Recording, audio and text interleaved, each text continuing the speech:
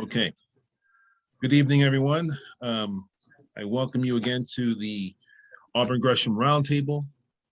This is the 21st time that we have gathered on this platform since we began the roundtables in May of 2020. As a result of the COVID and our desire to continue to engage residents, we continued this platform here. So, thank you for you guys enduring over the last 21 meetings, but not only 21 meetings on Zoom, but we also had 2 visioning sessions, 2 town halls facilitated by the alderman, 3 in-person workshops in the community. And so we have met collectively over 25 times. And I continue to say that this is perhaps the leading community under the leadership of the mayor, the alderman, and our commissioner at DPD that has engaged the most. We have received a lot of feedback, a lot of input. You guys have been made aware of a lot of activities that are happening in this wonderful community, which I call completely a glass half full. Now we are closer to being full, as we have had a tremendous level of investment in Auburn Gresham. Let me just give you a little ballpark. We've got the metro station coming, which is a $35+ million project. Actually, it's way more than 35 million. It's $80 million, of which there's a phase 1 and phase 2. There is the anaerobic digester, which is $37 million project, which is going to be bringing 300 to 400 jobs into the community. We have a streetscape project, which is the city's $11.2 million bond-funded project to improve our pedestrian access and our roadways along 79th Street. We have the the Greater Auburn Gresham Development Corporation's Healthy Lifestyle Hub, which is a project that the city also subsidized to the tune of nearly $9 million. We also have a number of NOF and SPIF recipients throughout the ward. And then finally, we also just landed a 2-site response to our RFP that was issued in 2020 that has a total project cost of $43 million, of which the city is pouring in a lot of money there as well. And I just say that to say that, this definitely is a neighborhood that is worth every single public investment dollar that it is receiving. And we are trying to get more, because this is definitely a live, work, play community. You have great leadership. We have a great community partner in the Greater Auburn Gresham Development Corporation. And as long as I'm here in this role as planner, I will continue to advocate inside City Hall for whatever we can get in this community, because I think, I've come to learn that this is a wonderful place to live. And so I say all that to say, welcome to the roundtable. And let me share with you the screen here to provide you with a look at the agenda for this evening. I didn't share screen.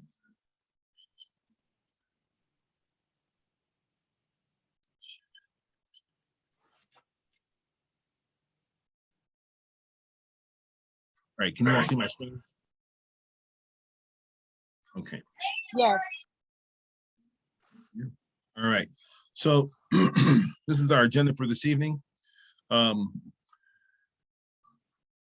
we've welcomed some people already off the record. Since we last met, we'll go through some of the things that has happened in this community since we last met in July, on July 7th. We'll have a community update from the Greater Auburn Gresham Development Corp. As you know, they are our corridor manager. And then we'll set aside some time for questions and answers. We'll adjourn after we announce our next meeting date. But first, as usual, I want to offer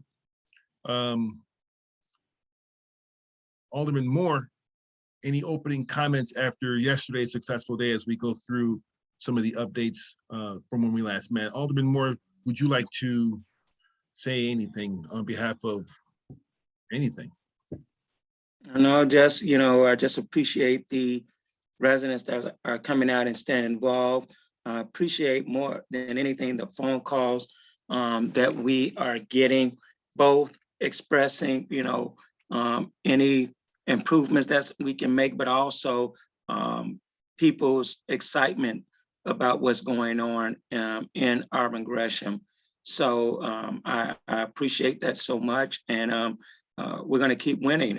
I'm excited about what 548 Capital and AJ Patton is doing on the corner of 79th and Loomis.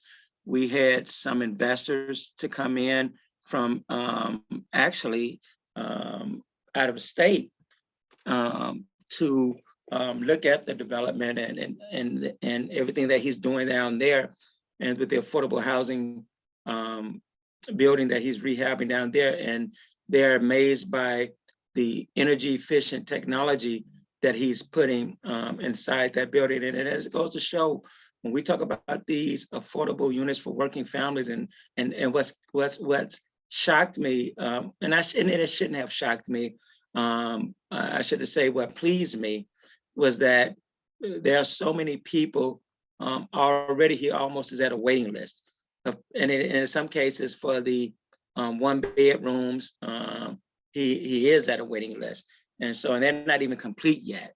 And so there's so much a great need as we look across what's happening in America for affordable housing for working families.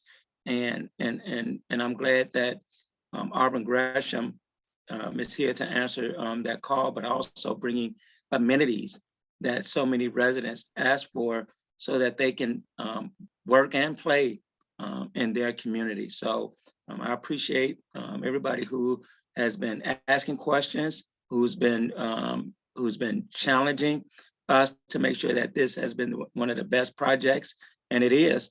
And we will continue to take that input and make sure that everyone has a voice at the table as we move forward. Thank you. Thank you, Alderman Moore. Very profound words. So since we last met, Auburn Gresham, the RFP has landed. Folks, we had what you've seen is slow progress on the site. For this initial phase, you have been witness. If you've been able to get up and down 79th Street, you've noticed that we have installed some jersey boards. At first, they were regular wood panel. Then they were painted white with the idea of putting on fresh artwork, as you can see here, with an Afrocentric theme, and that is now encased around the site on the exterior facing Peoria Green as well as 79th Street, so that when you pass this site, you will see something that hopefully will inspire you and provide a positive exterior to the community. To add, the city believes now that art is part of an investment and that all neighborhoods should be beautified with as much art as we can provide and install. And so, this is going to be, in a way, the new direction of how we provide a not just a regular construction site. So we're leaning in this area here. This is the first one. And so again, Auburn Gresham is getting a lot of firsts. This RFP was among the first round issued in 2020. This is the first to complete city council. This is the first RFP site to have its groundbreaking.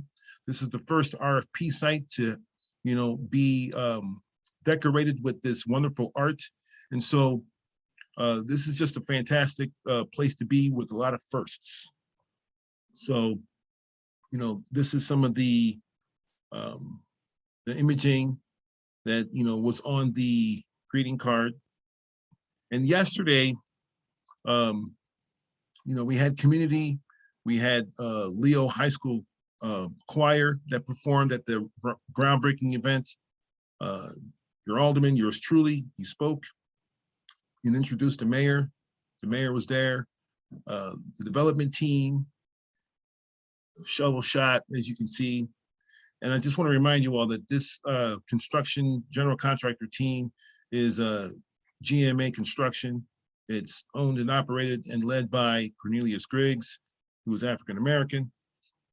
And so, the development team, Evergreen Imagine, joint venture between Evergreen Real Estate Group and Imagine Group, which is 100% owned by two Black men, Troy Barrett and Fred Spencer, who you've met.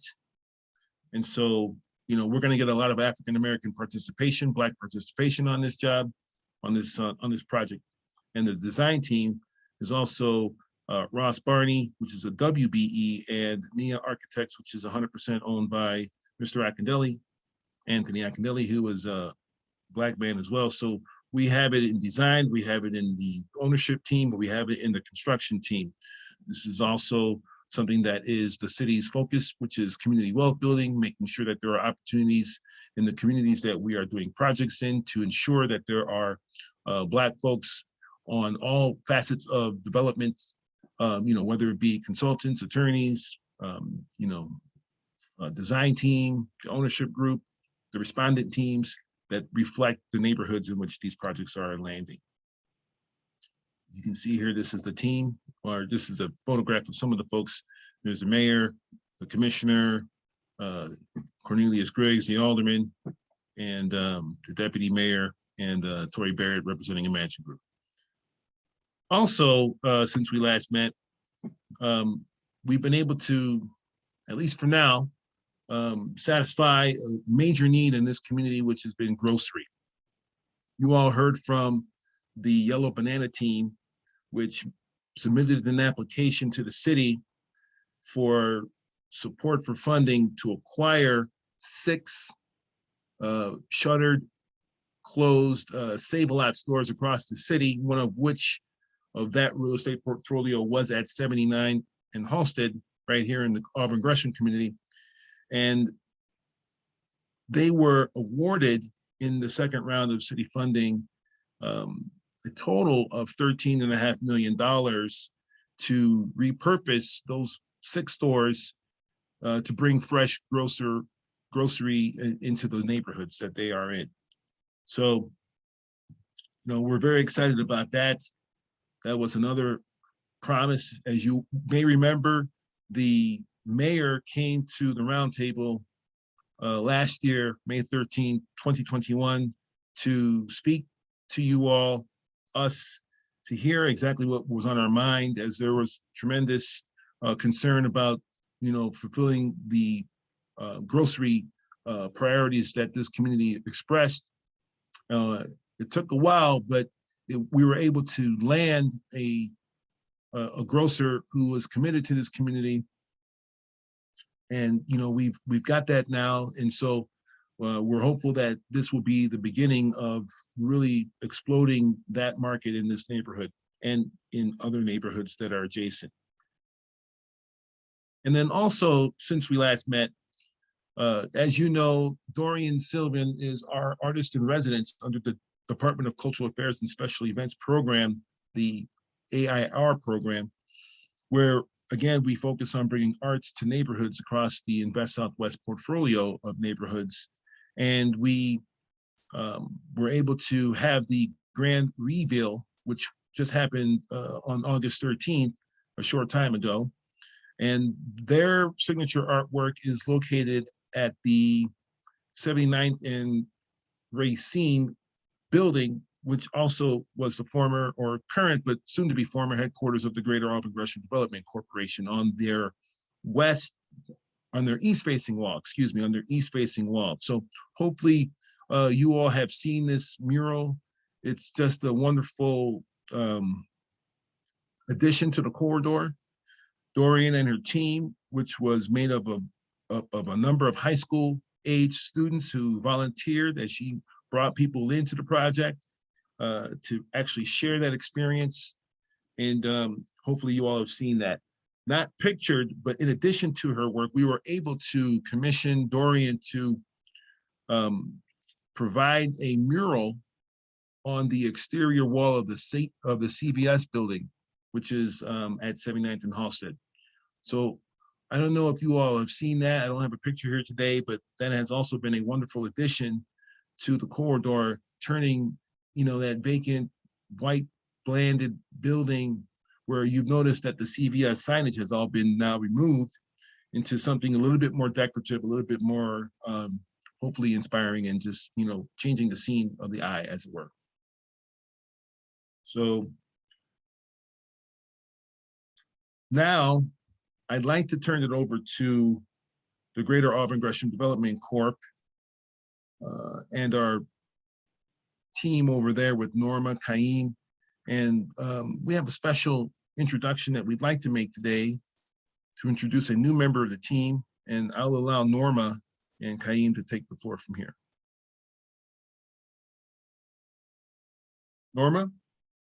Go ahead, Kaim. I'll let him introduce our newest partner.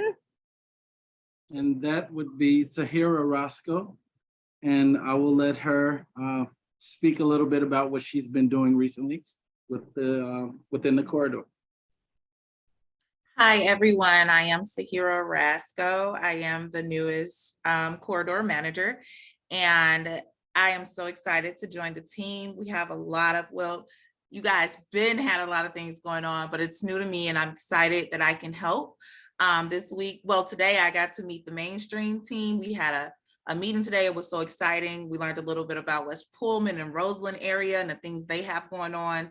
But it was just exciting to tie a few of those strategies together and apply it to my area and my corridor. But it was nice to connect with those people, as well as this will be my first year doing the Renaissance Fest. I know you all are familiar with that, but that's absolutely exciting to me, getting to know those vendors and creating those relationships with the people in the community and the businesses in the community. So that's huge for me, as well as we've been working on so much, just getting to know the corridor in itself. I am familiar with it because I'm from the South Side of Chicago. So, I mean, when you're from the South Side of Chicago, you kind of know the whole South Side of Chicago.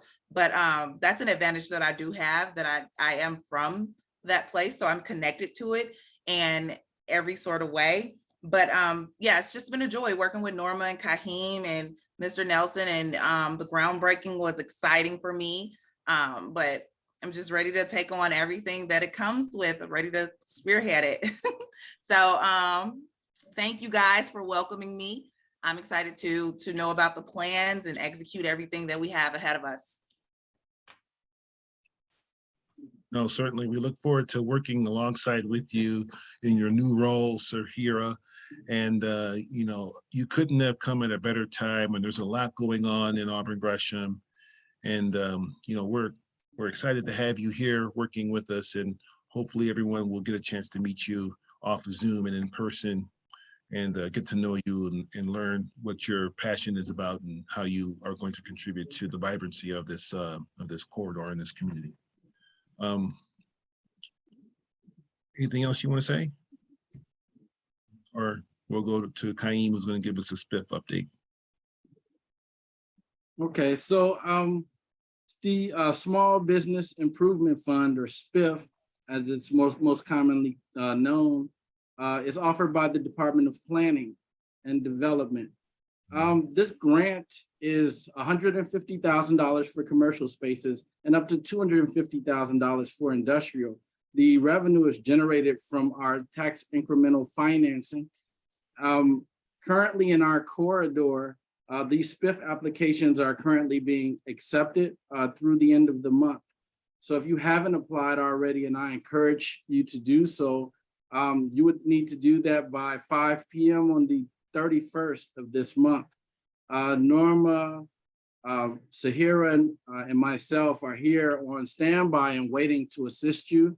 As Patrick stated earlier, a number of businesses along our corridor have used this grant and have applied for this grant as well. But we do need you guys to apply if you need it. And if you need that assistance, we're here and willing to help you in any way we can. Okay, so Diamond has a question. How would she apply? So let's try to answer that question. And if there are some... We'll add some information to the chat. Yeah. Okay. All right. So just let me echo this program. It is a really good program if you need some assistance with some internal stuff that you're doing, like HVAC, air conditioning, or lighting. And if you're doing some exterior work, like anything that's physically connected to the building, this is actually a very good program. I encourage you all, if you have a small business within this district, please apply for it. I can't tell you when these rounds are opening or closing. All I can do is tell you that the city is committed, because we see a number of applications from folks in the district that justify and substantiate us having new and repeated rounds throughout the course of the life of this TIF. And so we're excited about this. Kaim, what's the amount that we rolled out this time? Is it 500? 500. And Yeah. it's a very short application. It's like 3 pages. So it's not really difficult. It's not an intense application. And it does cover between 30 and 90% of those construction costs or improvement costs that you may have. Sorry, Patrick. No, that's fine. Yeah, no, we're working together, Kaim.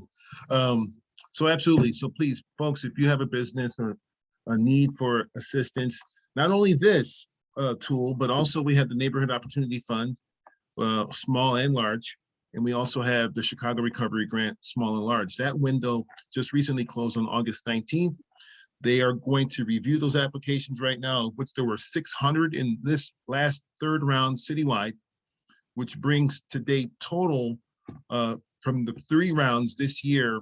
Now we're over 2,000 applications received. So in the first round, we had 20-something winners. The last round, which was just announced a couple months ago, or in July, excuse me, was, I think, 81 winners. So if these applications meet the test and score well on their merits, there's a lot of money that could be awarded around the city.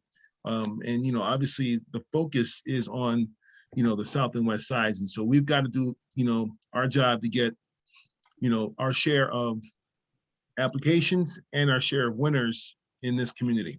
Okay, so take that message. The next round most likely will be, well, not the SPIF round. The SPIF round is going to close 8/31, but the next round of Chicago Recovery Grant Neighborhood Opportunity Fund, large or small, will probably open up before the end of the year. I'm thinking around December from what I'm hearing. And so there'll be another opportunity for another chance to get some more assistance if you have a project that you need to fund the gap. So let's just keep our ears to the ground on those programs and initiatives. Let's see. So I want to give another update here on another opportunity that the city is working on here, and it's the 79th Street planning study. Okay, and we've got a number of folks who have been invited into the process, and we've tried to schedule a couple of walking tours and some meetings. And I just want to tell you that we want to make sure that the community here has an opportunity to engage at any and all levels that the city is doing stuff. For example, we have this roundtable. This is the platform for us to engage and hear from you and share information in a two-way conversation. We have the Streetscape. They have their engagement component to their work that they're doing. Another opportunity for them to build consensus with a stakeholder group. And the planning study also has the same kind of opportunity. They've got a steering committee that has been recruited, and an opportunity exposed to certain members of the community. I think we have like 13 to 15 people on that from the community. And so I want to make sure that at every opportunity we have a chance to engage, we need to hear from you. None of this stuff is going to get done in the best way. It'll get done, but in the best way, it gets done with collaboration. And so I've got a couple of slides here I need to share with you to provide you with an update on the planning study. So let me just share those, share the screen here and get you that. And so how are we reaching people in the planning? Can you all see my screen? Sorry, can you all see my screen? It should say out online. Yes. Okay, thank you.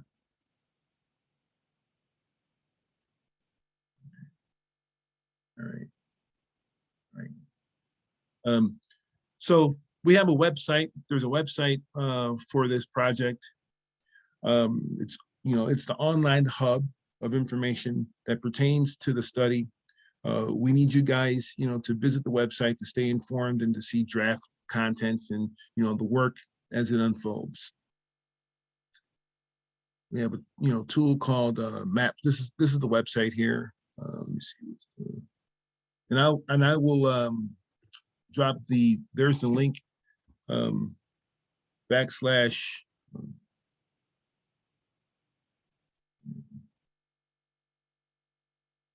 Oh, actually, I just hit the. Okay.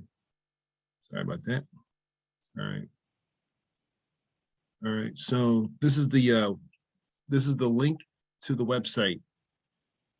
I'll copy and paste this and put it in the chat for those of you. But you can access it from a QR code. It's hla.fyi/79th Street Corridor. Okay. And this is, it's an interactive website.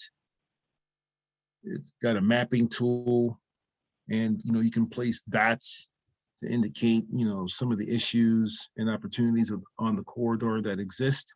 So this is really interactive. Kind of go there and touch it, feel it, and see how it works for you.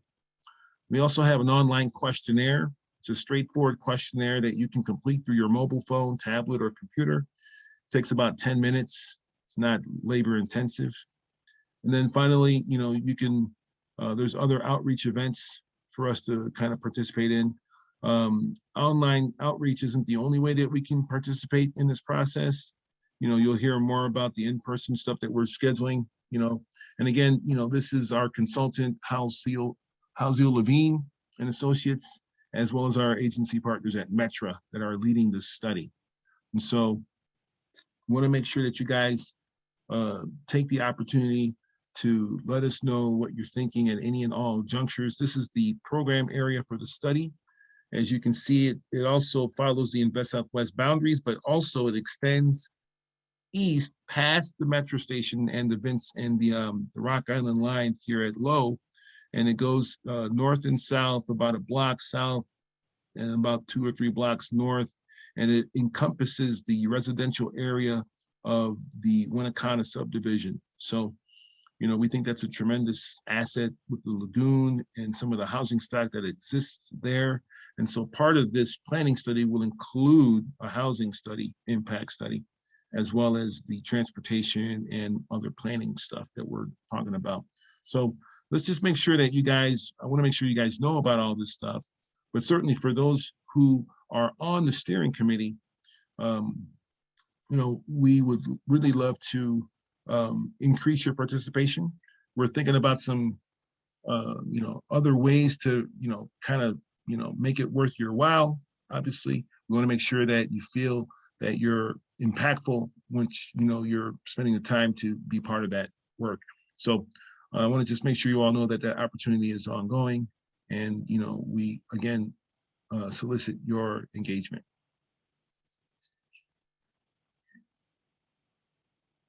That sound like a good idea, guys, folks? All right. So we're moving kind of fast this evening, and that's fine. Not all meetings need to be an hour and a half. I have my hand up, Mr. Brutus. Oh, I see it. I'm about to get to you, Miss Wilson. I'm about to get to you. It's just no problem. All right. So now on the agenda is time for community questions and answers. I always want to make sure that you all have the floor. And after the Q&A, we'll announce the next meeting date, and then I'll entertain a motion to adjourn. But okay, so I'll start with Ms. Wilson since she has her hand up, and I noticed that there is some stuff in the chat. So I'll try not to be too distracted as you're asking your question. Ms. Wilson, welcome to the roundtable. Thank you, and good evening, everyone. I am finding that the word collaboration is just that, in the sense that I have tried to participate and you cannot get information in a timely manner. For example, I was very interested in what was going to go on the Jersey boards and did call the gentleman about what was the vision that the artist was going to display. And I just really requested on a number of days. He was very kind to talk to me, but I could never get any kind of draft or anything as to what that vision was going to be for the Jersey boards, because I did not want to make suggestions to something that I could not had not seen what the vision was of the artist, because I realized that an artist does have his visions, and oftentimes it's, you know, a little bit challenging to infer something else, but I wanted to see what it was before I gave input. I could never see what it was prior to it being put on the board as it is now. I find this on a couple of occasions, this is what happens. We're using the word collaboration, but we're really just saying we're having the meetings and you're invited to give your input. And I'm saying this because I wanted to suggest that there be some explanation, or I had some ideas to add. I could never get the opportunity to add it because the mural is already, these things are done deals. And I realize that things have to progress and continue, but it is very disingenuous to me to say you're having input and there's never a mechanism where your input is going to be considered. I also did go out on the date that we had the artists that were there at the, where the drawings are there on the building on Racine. And I thought we were going to be able to, you know, talk to the artists and et cetera, but I know how things can happen. Again, everything is done and there really isn't a real opportunity to give input and to have it considered. And I've given my time, and it's not like I, you know, haven't been here. So it's challenging. It's disingenuous to me. And I'm only talking about the community I live in because I'm also concerned about children and what we do and what children see and what they understand. So when I see that mural, I wanted to know, well, what is it? Yes, there are lots of beautiful visions there, but we must understand that all children don't know what those representations are. And it might be an added plus to have some verbiage there so children do know what they're looking at, and some adults. That's my point of reference as merely another perspective in seeing things. Thank you. Okay, thank you. I mean, do you want me to try to answer that question, or I just take it and, you know, I'll note that and make sure that we are better next time? Because I think it's hard for the city to try to meet everyone's expectations, but if we set a baseline expectation, I think that, you know, we hopefully will settle in a space where we can, you know, at least feel sincere and genuine in our effort. We're not going to please everybody. Nobody ever does. It's not a matter of pleasing me. It's just a matter, I'm sorry, it's just a matter of saying if we're going to have input, let's have the real opportunity for input. And I do understand and know you aren't going to ever be able to please everyone. But I thought somebody may have, together, we know more than any one of us. And some of us from the community may well have some input that someone may feel valuable and creditable. That's all. Okay, All right, so let me give a more detailed answer, and I don't want to go too much back and forth, but I do want to try to explain as best as I know the process of how the artist in resident, number one, was selected by the Department of Cultural Affairs and Special Events for a opportunity that did come with a stipend. And number two, how the artist in resident did come to the roundtable on multiple occasions, did have a event where folks were invited to come and participate and be part of the process of, you know, what that mural could look like. And, you know, I don't know if everybody knew about these opportunities, but certainly we used the platform given to make that available to those who are here. And, you know, so let me just start with how she was selected. There was an application process probably over a year and a half ago now, seems like, let's say tail end of 2020, maybe 21 sometime. There was an application that DCASE put out. There were a couple of folks, I think there might have been 8 or 9 that responded to the RFP for DCASE's Artist in Resident program for this particular community, Auburn Gresham. You know, people had different, you know, kind of themes of which they kind of, you know, are experts in. Some people do art with physical art and like, you know, like the demonstration art.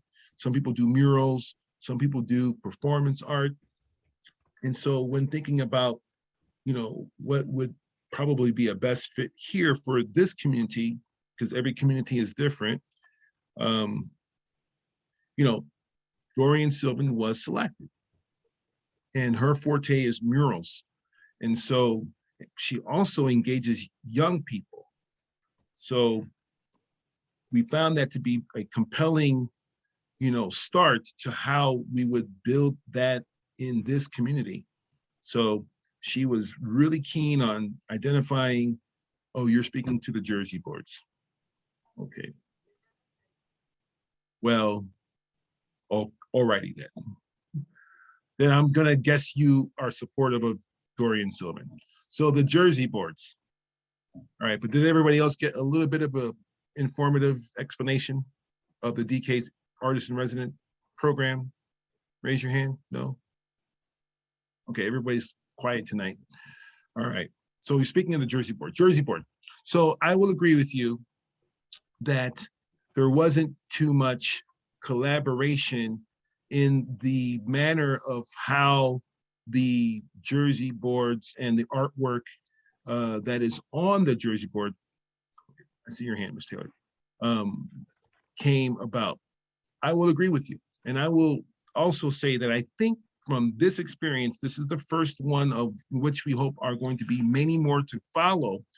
We are, you know, learning as we go.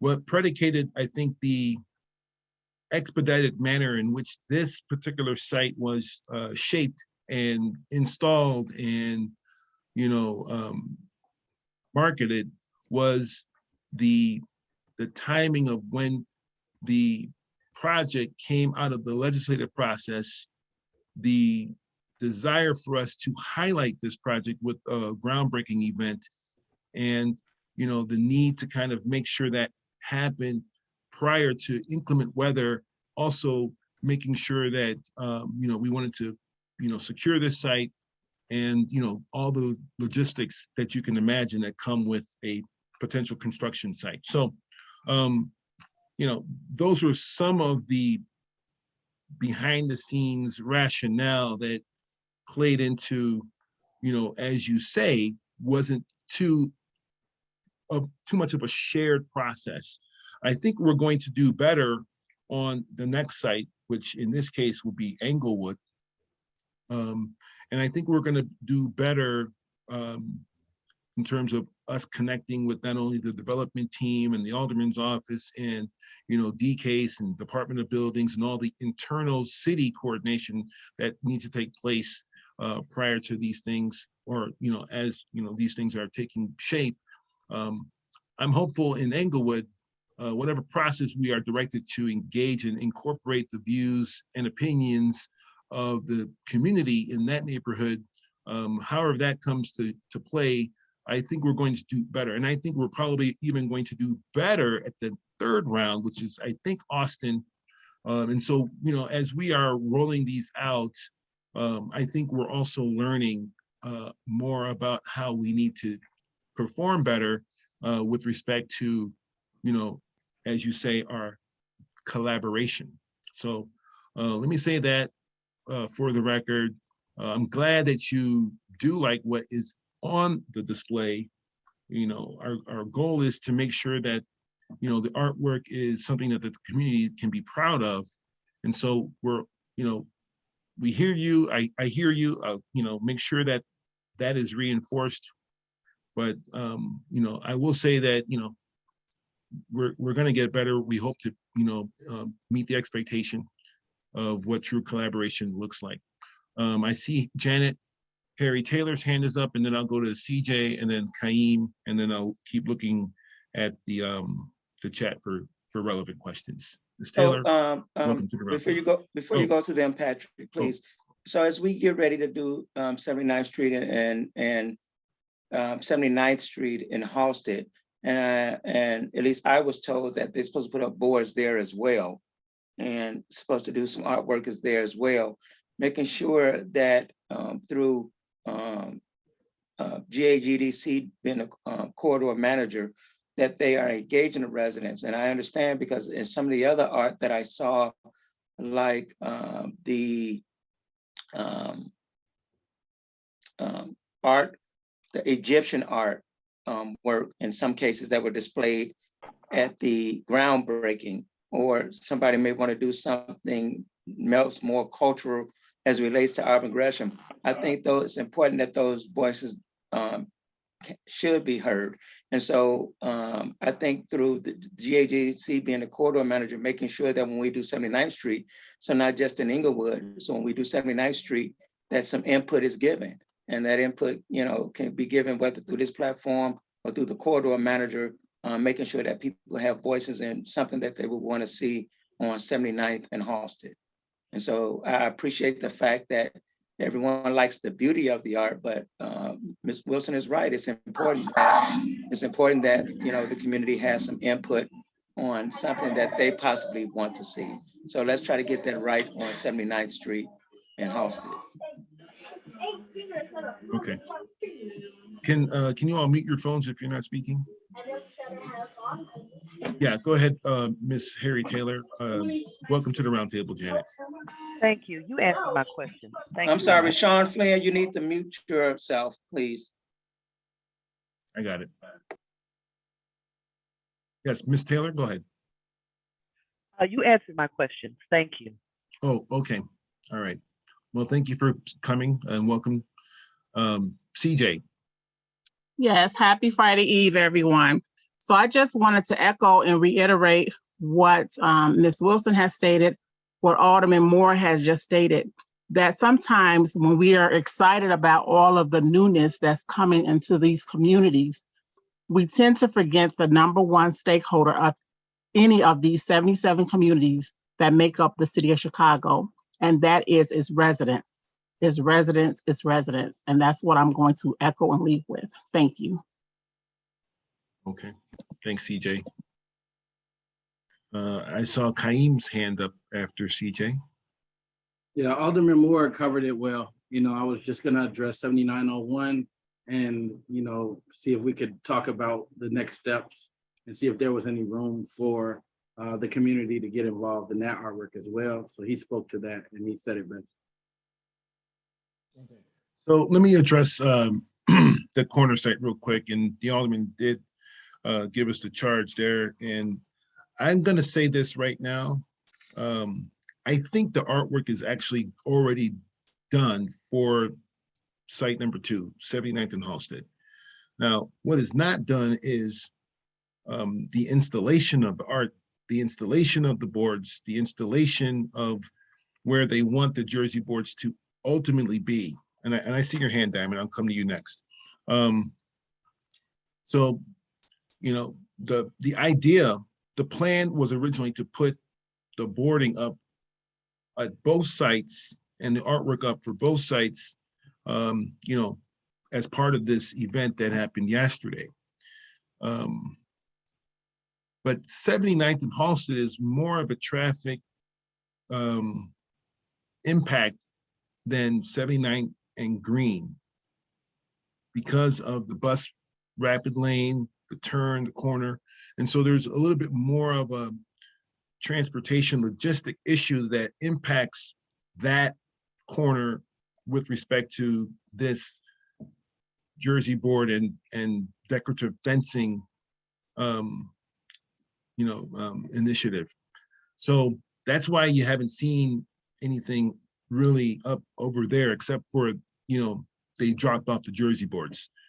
But they actually want to move that into the street so that, they do that one and done, so that there isn't a second, displacement as when the construction begins. Okay, and let me remind you here that the construction of both buildings will occur at the same time. It won't be one and then the other. It'll be both at the same time. And so, we're very sensitive to how the first site was installed, because the first site, the Jersey boards went to the lot line. And so I was made aware of a visibility issue coming down Peoria from one of your neighbors. And I immediately saw the, justification for her concern. And so I raised that issue internally, not only with, DPD, but I raised it with the Department of Transportation and the mayor's office, right? So I want to make sure that you guys know that I'm working for you. So I kicked it up. And then what happened as a result is that we actually had CDOT come out to the site, did a little walk around. They kind of surveyed how the cars are moving up and down 79th Street. And, a lot of folks roll that stop sign. They don't really stop there. So, in terms of safety, it doesn't really matter because people roll that stop sign all the time. I've been out there now a number of times over the last 3 years, but really with more focus and attention because I'm sitting there watching cars as I'm at Peoria. But notwithstanding her point, now I can tell you nothing happened nothing has happened, in regards to, how to calm that situation. Because now, the boards are up. But at that site, there's going to be a secondary move. Once construction begins, those Jersey boards are going to move out because they can't actually construct it when those barriers are on the lot line. They need actual, room to do the construction. So those are going to move out. But that's also going to be coordinated with CDOT. As you know, we have a streetscape program that's coming this year. Well, I think it'll start this year, probably for sure in earnest in 2023. But there's going to have to be some more sequencing and coordination, not only between the city and the developer, but certainly with focus that construction team and the CDOT streetscape team, right? So everybody's talking, as we speak right now. There are meetings that happen where they're starting to, figure out how to stage this once the construction begins in the fourth quarter of this year.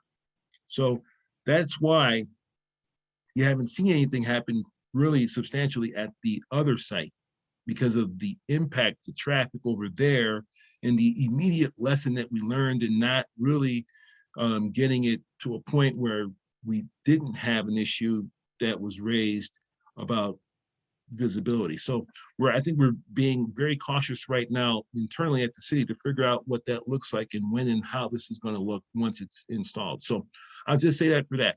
But for the artwork, I think the artwork is already done. Just, I'm going to say that for the record. I believe the artwork for site number 2 is already completed and they're just waiting for when to install it. So, all right. Diamond. Do you all understand my point? Because I hear everybody, CJ, the alderman, I hear everybody, and you are absolutely spot on. but I wanted to give that extra context, okay? All right, I see Diamond, her hand is up, and then I see Miss Wilson, but I want to, I think, jump to a couple questions, and I'll come back to Miss Wilson after the questions, but go ahead, Diamond. Welcome to the round. Hi, how are you? Thank you for having me. My question is, with me being from the neighborhood, like I see the potential and I see where y'all going with everything that y'all are doing. Are there like certain type of businesses that y'all are, wanting in the area, or that y'all are looking to bring over to Auburn Gresham? I mean, that might be a question really better suited for our corridor manager team and GAGDC. I mean, I'm not looking for any particular business. I think that, if you're in business, you kind of do a little market study, you see what the community needs, what the corridor needs, or what have you. And then you say, hey, you know what? They don't have enough onion ring makers.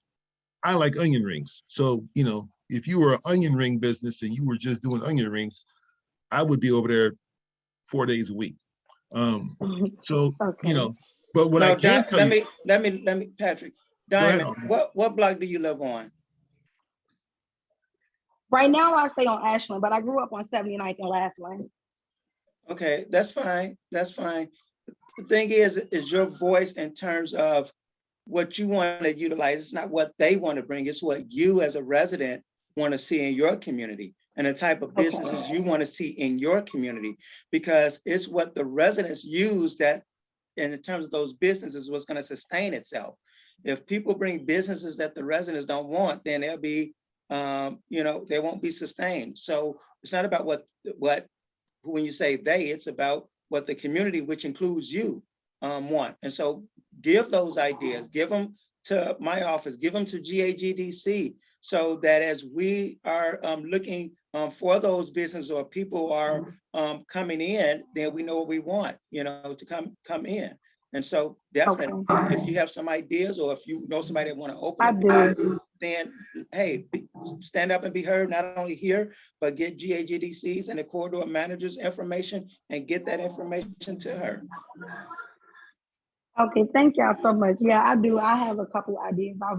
I'm actually going to school for early childhood education, and I'm wanting to open up my own daycare.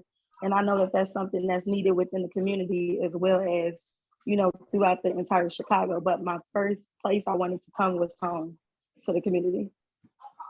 Absolutely. So definitely you can come in my office and sit down with me, and let's talk about that, okay? Yes. Can you send me your email so we can schedule a time to connect with each other? Yes. My chief of staff will put it in the chat. Okay. Thank you so much. All right. Okay. Congratulations, Diamond. Thank you. Miss Wilson.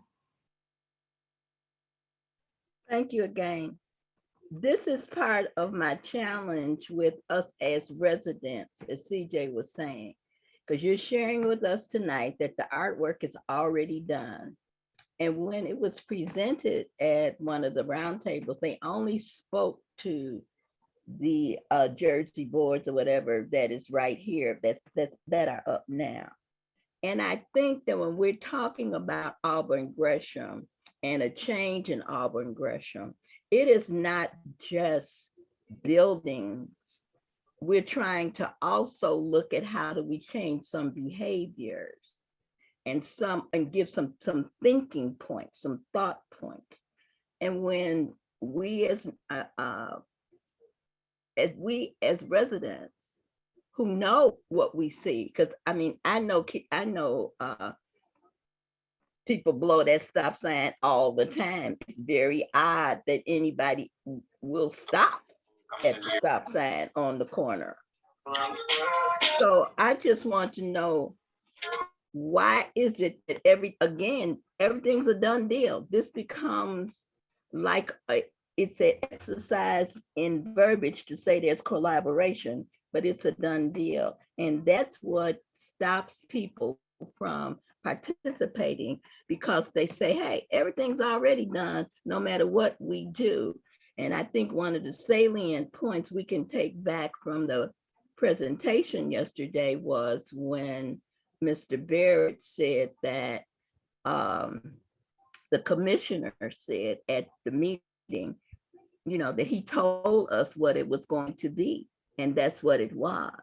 So again, this is another example, and we are not against anything. We're only for the very best for Auburn Gresham. That's all we're for. But if we're not able to give the input, it's like a dog and pony show, and it does become a bit disheartening, because when those boards went up, I said, this is an issue of safety, because you cannot see what's going on the sides on Green and Peoria. I saw that. It didn't take, you didn't have to be in Mensa to see that this was a problem. So the Department of Planning needs to take, I would ask, as you ask them, that they take some time to really continue to think this out with more intention.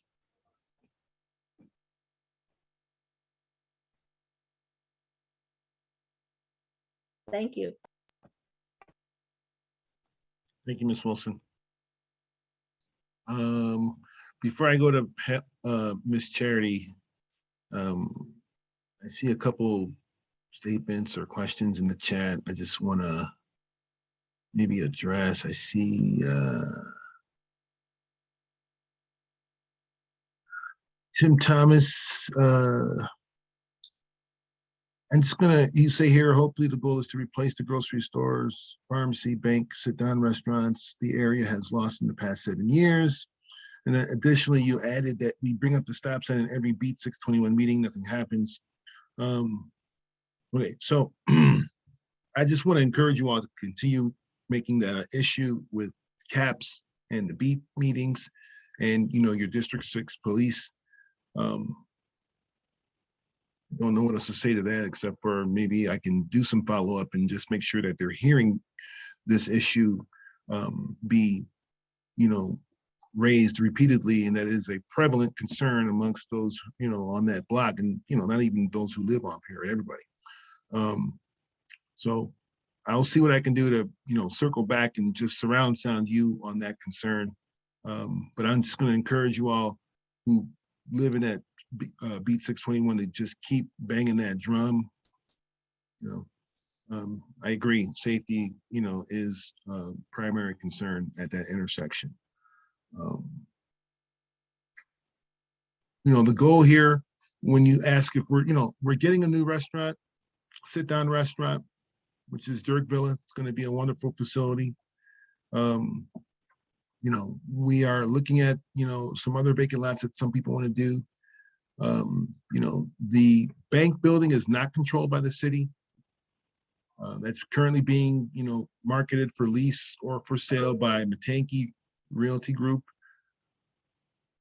We got a grocery store coming, certainly there could be, room for more grocery in the community, but, certainly, for now, we have been able to, solve that equation in the short term. So, we are continuing to work. That's all we can do. You guys have great projects. We love to fund them. We have a great community partner. You guys raise the issues. Again, we want to make sure that, when we say collaboration, that means a lot of different things to a lot of different people. But what it certainly also does mean is that when you have an opportunity to be at the table, and this is being at the table, streetscape engagement at the table, planning study engagement at the table, working with your corridor manager who, we kind of support here via the city, is at the table. The alderman's office is the biggest table. You guys have opportunities, what we don't know is what we don't know. And, I'm sure we can do better. There's always room for improvement in our performance from the city's perspective, but there are multiple platforms here for people to kind of voice your concern. I just want to make sure that I remind you all that there are various platforms. A lot of you have my number. A lot of you call me. So just want to make sure I say that again. Miss Charity, I see your hand is up. Yes, can you hear me okay? We can all hear you perfectly. Okay, good evening to everyone. And forgive me if I go over something that was missed because I've kind of been back and forth. But I'm finding, I'm going to grab a word from Ms. Wilson, that it seems that the majority of these meetings are very disingenuous. And I say that because, excuse me, what comes to mind in the beginning, middle, end of most of the meetings is what the city has already done. And now you're ready to have us sit at the table to tell us what you've done. We were thinking it was kind of in the beginning for the, what was 62 units, then it went down. That type of thing is just setting situations up to fail. Ms. Wilson mentioned about the stop sign. I'm in her block. I'm 2 or 3 blocks down. She is 1000% right. So now you putting more people in that situation, more people, more traffic. So I'm not going to labor that. I still just want to mention it, that I truly feel that the city and the representatives have not been genuine. And I just felt that you could do better. There were a few words you had mentioned maybe 5 minutes ago. I can't quite remember, but in essence is, and it seems as if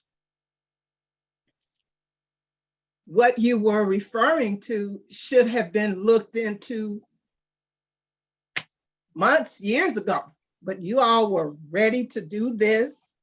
Now you're doing it. And we're getting the short end of the stick, for lack of a better terminology. I wish all my fellow neighbors, residents well, but I must, since I was on, I had to voice my opinion. I almost did not come on because, as I said, I'll reiterate and then I'll get off. It's like you all have done whatever you're doing, you're gonna do, and you sit us down, quote, figuratively, and just tell us what you're doing. Now, we told you, we voiced our opinion. You said you wanted to hear from us. You heard from us. We did not want this. I know now you want to talk about the painting and what have you, but this is just something else where you're setting some things up to fail and be problematic. But I'm going to let it go for now, but I had to get my say in. Thank you. Thank you, Ms. Charity.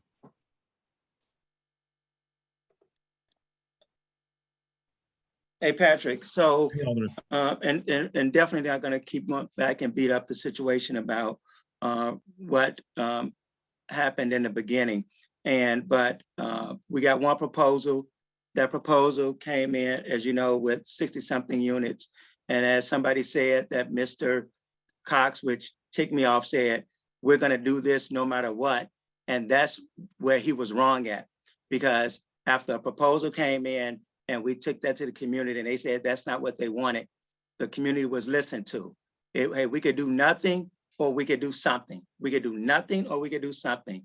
And the people that was involved and everyone that was invited out decided they wanted to do something. And it was their decision as the community input, not the cities, because the developers did not want to do 2 separate sites. And so that came from the community. And so the community voice was heard. Then the developers came and did the design that they did, and it was going to push something on the community. The community pushed back on that second building design, and we continued to fight until they got it right for the community. All people in a large ward or a large Auburn Gresham area may not like it, but the majority of who wanted it had their input, and that's what we listened to. And so this art piece, I am upset about, Patrick, and saying that the other one was done already, because I thought through the corridor, management corridor, that the residents' input was being had, just like down the street at 79th Street. The art and the residents' input, we brought young people in, just young people even off the street, getting involved in the community, getting involved. So I am disappointed that somehow there was a disconnect in terms of the community getting engaged in the artwork there.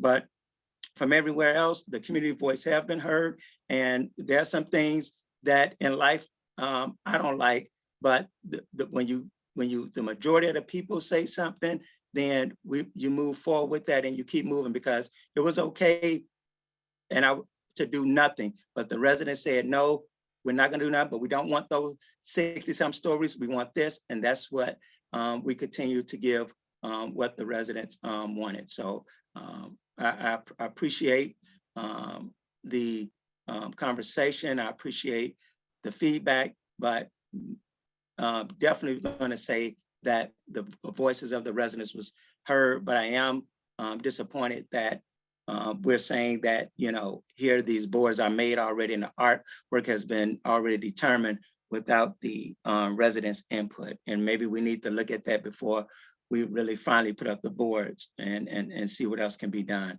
But we need to have a conversation about that. Thank you. Thank you, Alderman.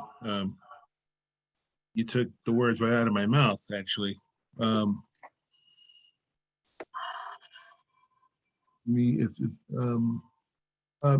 is your hand still up from before, or do you have another question?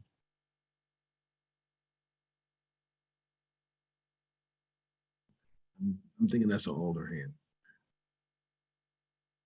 All right. All right. Are there any more questions? I'm trying to see in the chat here.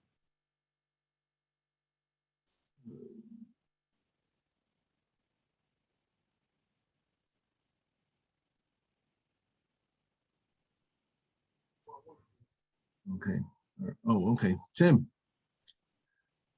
I see your hand is up. Welcome to the roundtable. Yeah, thank you, Patrick. Just in the interest of full disclosure, I was in every one of those meetings, and just to make sure the record accurately reflects what happened in those meetings, there were options given. We went through the whole exercise with the yellow sticky notes, but one of my neighbors who had brought up, and I thank you, Ms. Charity and Ms. Wilson, for being on the call tonight. I felt like Ms. Charity at first and thought, why bother? Because these things do appear to be a fait accompli, but something that's already done. But if you recall, there was one of the participants, one of my neighbors, who said when we were given that survey by the gentleman from the Boston company that David Block hired, there was the choices of, do you want to see one development or two developments? And that was the only choice. There wasn't a choice for no development. So that's inaccurate to say that this was a truly selective and collaborative process, because after Ms. Nakia brought up the fact that no housing was not among the choices, it kind of backs you into selecting one or two. That is when David Block said in the meeting that was at Foster Park that if he didn't have housing, he couldn't make any money. So that, I mean, we all know money is what's driving all of this. And I think it's disingenuous to say that it was a truly choice given matter, because there wasn't true choice, because true choice is what at least all the neighbors I've talked to, I don't know who these people are that are calling, or residents that are calling saying they're in favor of high density housing, but all of my neighbors who I've been in communication with, I haven't found a single one that said they're looking forward to that, or have said that that was their choice. It was a choice between, you know, a knife in the back or a hit in the head, but there was an option for no housing at all. So I just need to make sure the record reflected that. And everything else I put in the chat because I don't want to dominate the time tonight. But I couldn't let that go without All right, bringing and I'm some clarity to it because I was at every meeting. all right. Thanks, Patrick. Thanks, Tim. I'm not going to let this one go. I'm going to push back a little bit here. And let me just say for the record here, I also think it is a little bit disingenuous for us to have a slightly different version of what actually happened. Okay. I think to take the David Block statements that you attributed to him and say that, you know, I can't make any money if there's no housing is a little bit disingenuous because it's out of context. So let me just start at the beginning for, if you will indulge me, maybe 3 minutes here. Go right ahead. We are planners at the Department of Planning and Development. Our job is to look at where we can create the highest and best uses on, you know, land that needs to be transformed. The vision of Invest Southwest is to actually transform these neighborhoods with what the city has in terms of dollars and land and our investments, catalyze those by trying to then have that energize the private investment market, either through philanthropy or, private investors, and then make that a catalytic impact in these neighborhoods where we can create the transformation that does lead to new residents, new, I'm gonna mute your phone. All right, that does lead. Can you all mute your phone if you're not speaking? You don't. Norman, you don't need that. And so, that's some of the purpose behind the work in this investment, in this initiative, okay? We actually released an RFP that called for a mixed use project. When we say mixed use, we're talking about ground floor commercial retail and either office or residential above. We know from the census in the last 10-year reporting period from 2000 to 2010, we lost a lot of population in our neighborhoods. Part of this is to drive opportunities for these neighborhoods to be repopulated. We can't really do that if we're not building new opportunities for people to come in and live in these communities. So while we did call for a mixed-use building, we got a building that originally, and this is the problem here, we keep misreporting this, the first response was the only response, which was a 56-unit building that was projected, budgeted at $19.4 total million, okay? That was the first response. The department, because we also have design excellence now as a principle that guides how we want to see, beautiful things in South and West Side and not only downtown, because our neighborhoods deserve that as well. The department pushed back on the design. And so the development team took our comments, took our, feedback. They came back with a 62-unit building at 25.6 or 26.5 or something like that. That was the new projected budget. Both of those designs in terms of the scope were too dense for the community, okay? Now, at this point, we were doing visioning and we were doing roundtables and you had, met the respondent team. And what was announced in March of 2021 at the mayor's round one RFP winner announcement was the 62-unit building. But because the community, you guys were very, very strong in your need to be heard better at that point, we rebooted the visioning process, we rebooted the engagement on this particular proposal, and we rebooted the meetings, and we were, I think, dedicated to making sure that we were doing better. The mayor came on the roundtable, and immediately afterwards, we had 3 in-person meetings. Okay, 3 in-person meetings. So when you all say that these guys are driven by profit, you know, everybody in business is driven by profit. But I also think it's not fairly accurate to only categorize these particular developers who took a risk. They could have walked at any point in the process. It has been, you know, almost 2 years. So like, they could have walked, but I think they remained committed. And it's not only money that I believe is driving them. I think it's actually, they want to do good work. They want to, you know, solidify a relationship with this community. They want to put a great product out here. They want to actually help the city in our goals to repopulate, retransform, and drive investment into these neighborhoods, because ultimately what that means is the tax base increases, jobs are created, there's more stabilization in the neighborhoods when people are working and people are living in safe and decent housing. So, you know, I just want to say that I don't think it's completely fair to categorize it in the way that you continue to categorize it. And, you know, for example, they keep showing the wrong picture, the wrong story in all these articles that are being written about this wonderful, you know, community. So we listened, and what came back was a lesser dense building at the primary RFP site.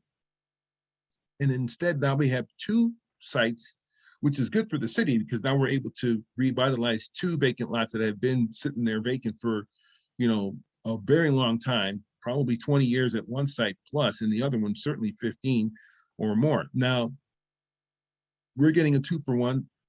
The development team, because of the money that they're asking for and looking for from the public sector, this is part of the, you know, the development game, as it were. I don't want to use that word, but that's the development, you know, way they do business, is they seek public financing to reduce their gap. And so they've got to have a certain number of units in order for it to be financially feasible. Okay, between the 2 buildings, we have enough units for that project to be capitalized and, you know, able to be invested in and able to, you know, seek, you know, public dollars so that, you know, they can infuse that into the capital stack and therefore have it completely sourced.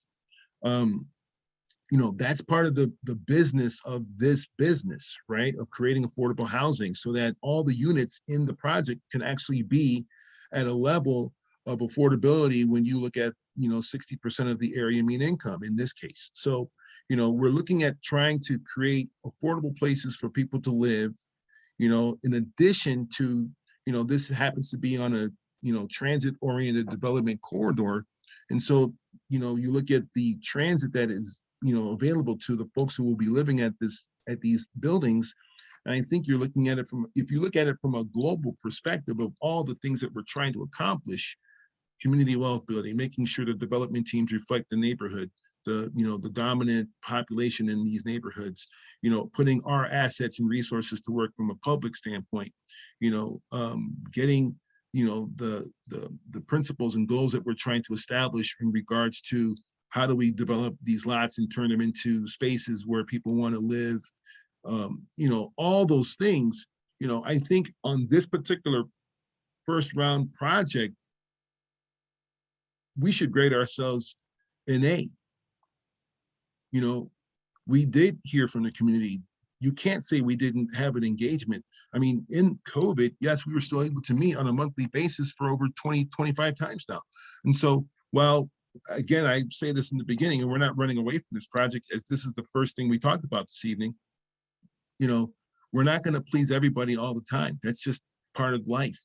But I think we listened to you. We listened to the community. We reduced the density. You know, the alderman just took all the words out of my mouth. So, you know, I just want to push back a little bit here and say, you know, while I think there's probably, you know, some room for that angle of engagement not being, quote unquote, respectable of what everybody wants, I don't think everybody actually said they didn't want a project like this in the community. You know, we heard from a vocal minority of folks, and that's okay too. But you know, I think what we got here is actually something that responds fairly well to what, you know, community was asking for us to do instead of what was actually proposed in the beginning. And you know, all the development stuff that happens in the business part, I'll leave that alone for now. But your hand is back up. Okay, so let's not go back and forth too much. We don't want to make this meeting a 2-hour meeting. And I'll let Tim, I'll let you have the last word because this is, you know, I'm the guest here. So Tim, I'll let you have the last word. No, And that's fine. if there's no other questions after Tim, then we'll announce the next date, and then we'll we'll move to adjourn the meeting at 7:30 because I think that's probably a good time for us to cut off. But go ahead, Mr. Thomas. No, I'm fine with your, I wouldn't say characterization, but I can read, and my reading comprehension is fairly good. I put it in the chat, so I won't belabor the point either. People can read the chat and see David Block's exact words. I mean, it does say there is no development without housing. I mean, that's a direct quote. So there's not much room for misunderstanding as far as that's concerned. Everything else, yeah, I mean, there's definitely different points of view and different opinions. I agree with my neighbors who eloquently made the case tonight. Pretty much gotten the short end on this. It is what it is. I mean, the adage is, you don't argue with the man who buys ink by the barrel, and you can't fight City Hall. So chalk one up for the home team, and we'll just be ready for the next go round. But yeah, I wasn't going to get on the call, but I'm not going to be disengaged. I will not run away from this process, and will continue to be a voice for those who are not being heard. Thank you, Patrick, though. Thank you. All right, everybody. Again, I think this neighborhood is getting a tremendous level of investment.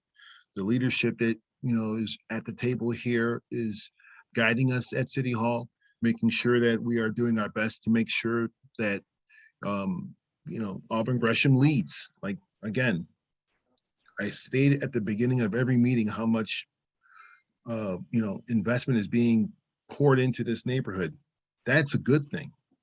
That's a good thing. I mean, there's going to be tons of jobs coming here. This is going to be a wonderful place in the 5 to 10 years from now. We're not planning for tomorrow. We're planning for, you know, the future.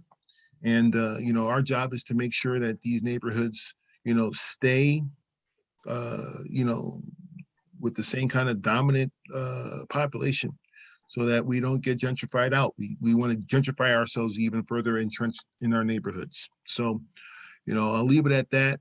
I think this is a Mr. Brutus, I would just like for the record to say, I was here when, at that time, it was Alderman Terry Peterson. He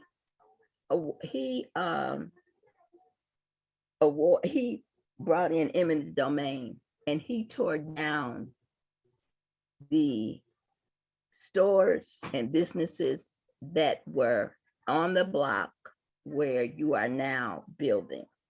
And that was brought forth by the city, by the aldermen, because at that time they felt that they were going to build all of these additional new stores, etc., new development on that location. And that's why it stayed vacant, because the city tore it down. It wasn't because the businesses were not flourishing, they were. And I'm not speaking to this as something someone told me. I lived here and went to the stores there when eminent domain was called in the area by the city.